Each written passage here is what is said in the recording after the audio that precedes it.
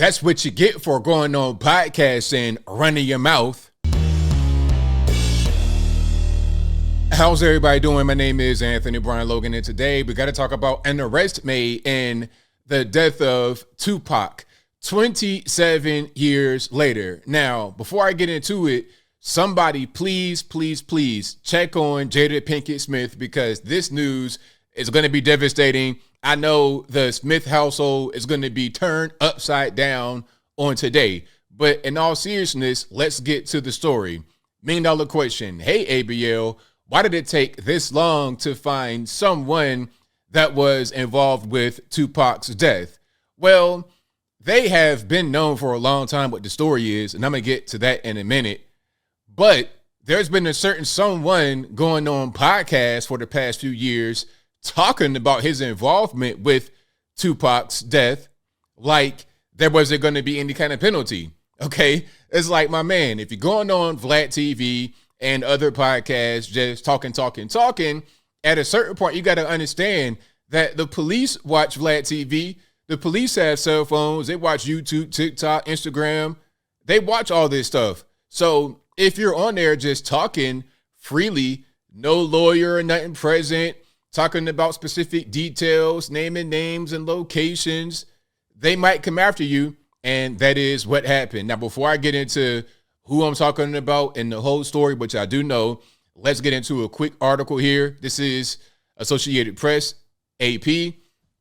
Man tied to suspected shooter in Tupac's 1996 killing arrested in Las Vegas, AP sources say. All right, so that's Pac right there.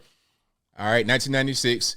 I remember this very well, actually. I was about 12 years old, 1996. I remember him getting shot, and then the next year, Big got shot. And I think Big got shot in California. A lot of left coast stuff. We'll get into all the left coast gang beef, all that in just one moment. Let's get into a little bit of this. Then we're going to get into some more details. So, Las Vegas police have arrested a man in a deadly 1996 drive-by shooting of Tupac Shakur, a long-awaited break in a case that has frustrated investigators and fascinated the public ever since the hip-hop icon was gunned down on a Las Vegas strip 27 years ago. I don't know why they say that it's frustrated investigators. The story is pretty obvious and simple, and there's evidence. It's not difficult to understand what happened, and I'm going to get to that in a minute. So Dwayne Keefe D. Davis was arrested early Friday morning, although the exact charge or charges were not immediately clear. According to two officials with firsthand knowledge of the arrest, they were not authorized to speak publicly ahead of an expected indictment later on Friday. Now, Davis has long been known to investigators and has himself admitted in interviews and in his 2019 tell-all memoir, Compton Street Legend, that he was in the Cadillac where the gunfire erupted during the September 1996 drive-by shooting. Shakur was 25 when he was gunned down. The arrest comes more than 2 months after Las Vegas police raided his wife's home on July 17th in neighboring Henderson, Nevada. Documents said police were looking for items concerning the murder of Tupac Shakur. Now, what they were trying to find in that was some bullets. Like they found some bullets, but the bullets were not a match what they were trying to find. Maybe they were trying to search ballistics. I'm not really sure, but they did that back in July. Now, Keefe D, this is Keefe D right here. If you watch Vlad TV, you recognize him very well. You know his little catchphrases. Like, damn, you know who this guy is. He's been going on Vlad for years and other podcasts. I don't want to just put it on Vlad's shoulders, and it's not really Vlad's fault. Vlad is the kind of guy that will allow you to say whatever you want to say. So if you want to go on Vlad TV and confess to double homicide in 1995 or whatever, you can do that. And that's pretty much what Keefe D did right here. Now, let me get to the actual story of what happened back in 1996. This is why I say when they put in the AP article, this case has frustrated investigators. I'm like, how? You know the story. I know the story. Everybody knows the story. Let's get to it. Now, back in July 1996, a member of Death Row Records, which is where Tupac at the time was signed to, along with Snoop, Dr. Dre, and everybody else, a lesser-known member, not a famous person, got his chain snatched by Orlando Baby Lane Anderson and his associates, his fellow gang members. Understand what's going on in LA, California at this time is gang beef. Death Row were affiliated with Mob Piru. Baby Lane was from Southside Crip. So now we got a gang beef. And allegedly there was a bounty on Death Row pendants and chains back then. So, as I said, Baby Lane and his people saw the one guy by himself. They jumped him, stole his chain. Fast forward to 1996 September, Tupac and his people, they're in Vegas for a Tyson fight. Baby Lane is also there with his people for the same fight. Of course, Vegas, not too far from California. It'd be a lot of California, LA guys in Vegas for events like this. So they cross paths. The guy who got his chain snatched in July sees Baby Lane by himself. So the guy calls Tupac and some other guys over to Baby Lane and they beat him down. There's surveillance footage of this, and I probably will link to that in the description. Now, 3 hours later, Tupac gets shot and killed right there in Vegas in a drive-by shooting.